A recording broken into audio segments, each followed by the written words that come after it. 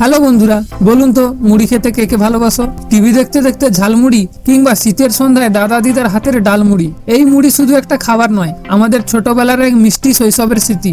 আজ আমরা মুড়ি নিয়ে এমন কিছু কথা বলবো যা শুনলে আপনারা আরো একবার মুড়ির প্রেমে পড়বেন। চলুন কথা না বাড়িয়ে শুরু করি।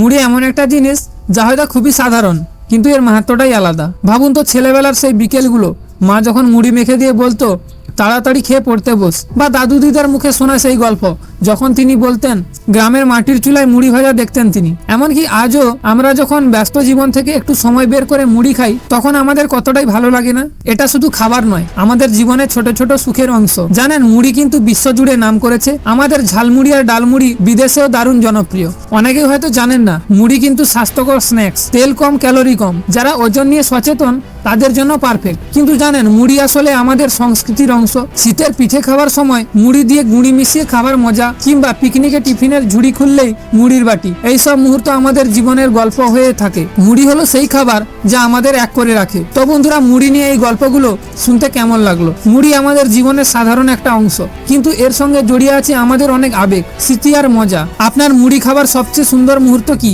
কমেন্টে লিখুন। আর ভিডিওটি ভালো লাগলে লাইক করুন, বন্ধুদের সঙ্গে শেয়ার করুন, আর চ্যানেলটি সাবস্ক্রাইব করতে ভুলবেন না। তাহলে দেখা হবে পরের ভিডিওতে।